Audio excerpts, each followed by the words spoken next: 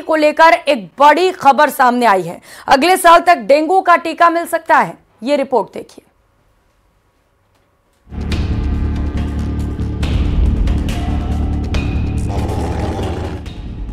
देश भर के अलग अलग इलाकों में मानसून बरस रहा है, लेकिन मानसूनी सीजन में डेंगू भी पैर पसार रहा है। इस साल भी डेंगू के मामलों में उछाल आता दिख रहा है, जिससे ये बड़ी चुनौती बना हुआ है। इस पर काबू पाने के लिए लगातार शोध हो रहा है।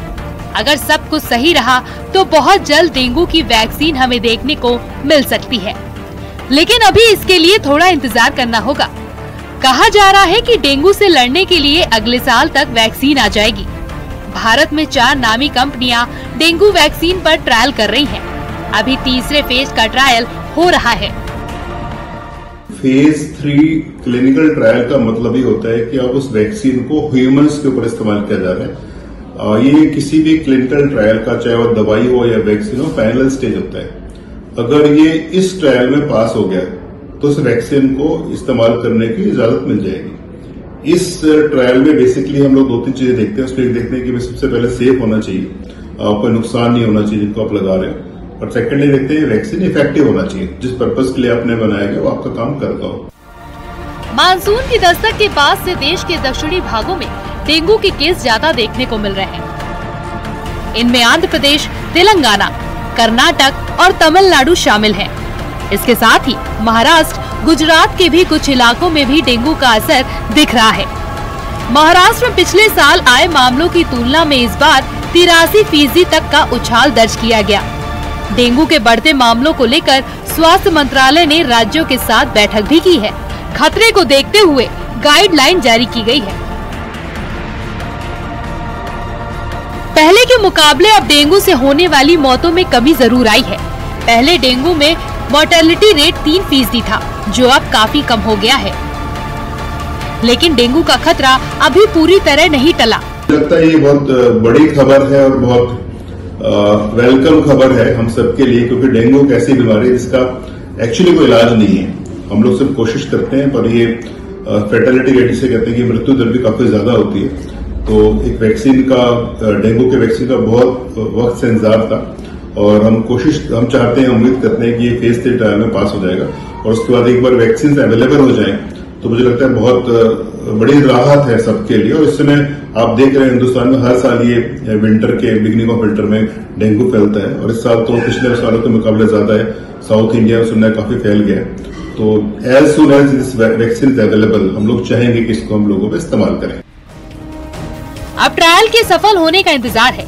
डेंगू की वैक्सीन के बाजार में आने से लोगों को बड़ी राहत मिलेगी, जो डेंगू को रोकने में काफी कारगर साबित हो सकती है। दिल्ली से न्यूज़ 18 के लिए फराह खान की रिपोर्ट।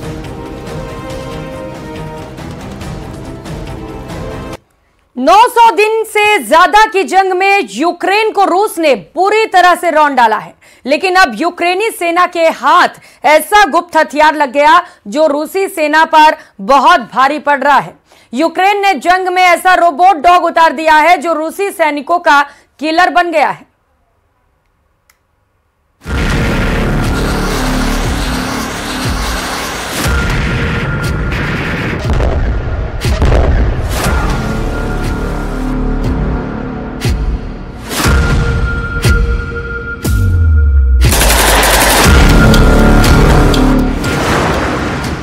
डॉग ब्रिगेड से जंग, रूसी सेना से भिड़े रोबोट डॉग।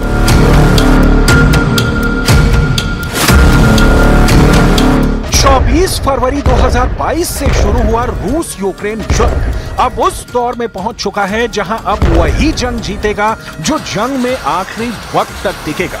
अब सवाल उठता है कि आखिरी वक्त तक कौन टिक सकता है। इसका जवाब है रोबोट डॉग ब्रिगेड। ऐसे डॉग सैनिक जो न मरने से डरते हैं, न लड़ने से डरते हैं और ना ही निशाना लगाने से चूकते हैं।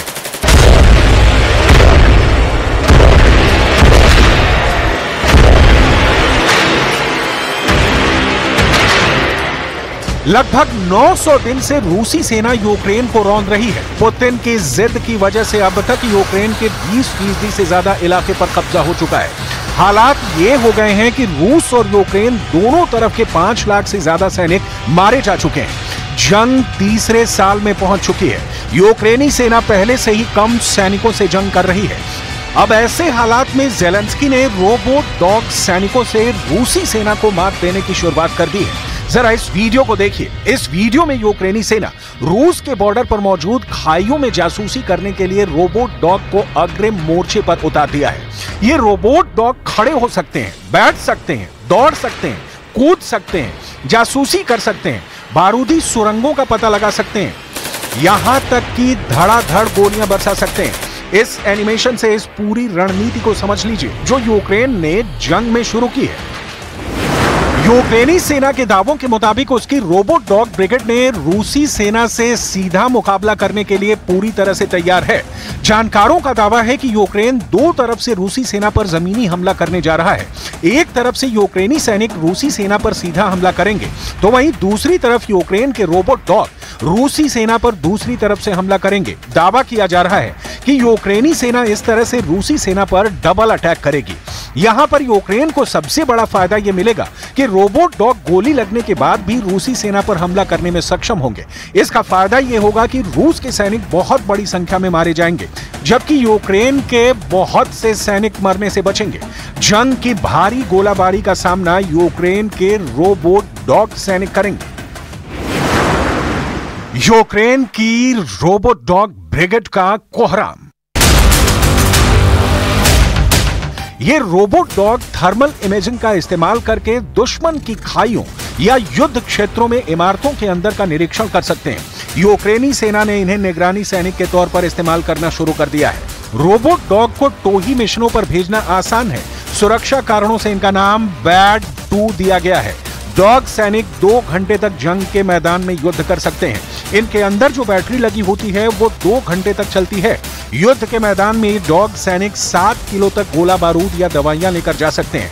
यूक्रेन ने कितने रोबोट सैनिक तैनात किए हैं इसका खुलासा नहीं किया गया है। रोबोट कुत्ते अभी से ही जंग के मैदान में रूसियों के हाथों उड़ाने शुरू कर दिए गए हैं। खबरों में दावा किया गया है कि यूक्रेनी सेना ने हजारों की तादाद में डॉग सैनिकों को जंग में उतार दिया है। रूस के अंदर घुसकर जो ताजे हमले हो रहे हैं उससे भी हालात बद से बदतर हो चुके हैं। ऐसे हालात में यूक्रेन के डॉग सैनिकों के खूंखार हमले रूसी सेना की तबाही में बहुत बड़ा असर डाल सकते हैं। अब देखना होगा कि रूस यूक्रेन की इस रोबोट डॉग ब्रिगेड का मुकाबला कैसे करता है।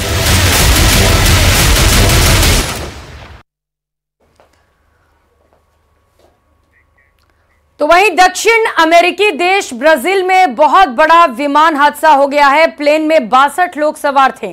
सभी की दर्दनाक मौत की खबर है। हादसा बेहद ही भयानक था। इसका सीसीटीवी फुटेज भी सामने आया है। इस रिपोर्ट में देखिए।